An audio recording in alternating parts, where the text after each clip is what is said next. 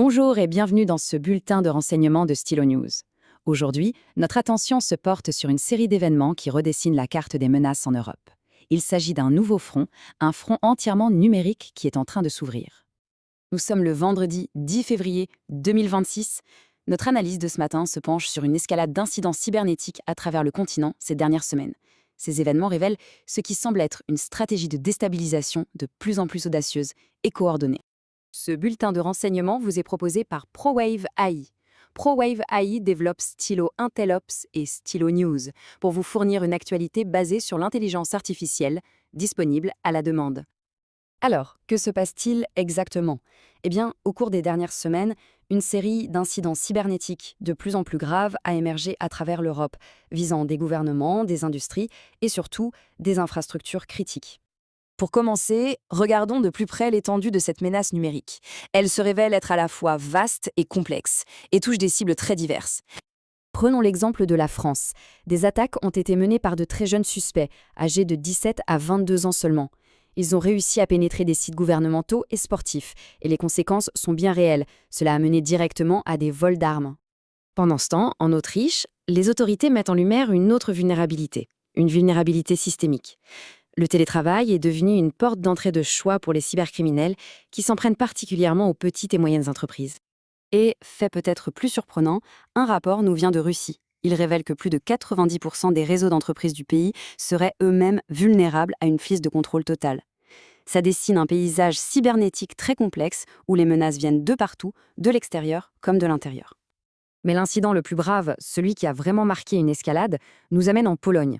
Il s'agit d'une attaque coordonnée et destructrice contre le réseau énergétique du pays, une infrastructure absolument vitale. 500 000, c'est le nombre de citoyens polonais qui ont risqué de se retrouver sans chauffage ni électricité en plein hiver. Ce n'est pas juste un chiffre, c'est l'illustration du danger très concret, très tangible de ces attaques numériques. L'attaque s'est déroulée fin décembre 2025. D'abord, des actions coordonnées ont visé une trentaine d'installations d'énergie renouvelable. Ensuite, les attaquants ont tenté de détruire, et c'est le mot important, détruire, les données d'une centrale thermique essentielle. Heureusement, la riposte rapide des équipes de cybersécurité polonaises a permis d'éviter un blackout complet. La question, bien sûr, c'est qui est derrière cette attaque ? L'agence polonaise, le CERT Polska, pointe du doigt des groupes liés au FSB russe, notamment Berserk Bear et Dragonfly. Parallèlement, une analyse indépendante d'E7 relie le logiciel malveillant utilisé à un autre groupe, Sandworm, qui lui serait affilié au GRU, le renseignement militaire russe. Face à ces accusations, la réponse de Moscou ne s'est pas fait attendre. Le gouvernement russe nie officiellement toute implication. C'est une position qui est devenue, disons, habituelle dans ce genre de confrontation numérique. Alors, face à cette escalade, comment les nations européennes réagissent-elles ? Eh bien, on assiste à un véritable renforcement des défenses, dans ce qui ressemble de plus en plus à une course à l'armement numérique. Et ce renforcement est d'abord financier. Le Danemark, par exemple, investit 211 millions de couronnes d'ici 2029. De son côté, la Suisse propose un budget colossal de 31 milliards de francs d'ici 2028. Des engagements qui montrent bien l'urgence de la situation. Mais l'argent ne fait pas tout. La réponse est aussi stratégique. L'Allemagne envisage une politique plus offensive, ce qu'on appelle le hack-back. De nouvelles alliances se forment, comme l'exercice conjoint Blue Horizon entre l'Allemagne et Israël. L'Estonie met en avant ses cyberpolygones, de véritables terrains d'entraînement virtuels, et l'Italie soutient financièrement l'Ukraine pour renforcer sa cyber-résilience. Tout ceci confirme un point absolument essentiel. Les tensions géopolitiques ont un nouveau théâtre d'opération. Ce n'est plus seulement une question de force terrestre, navale ou aérienne.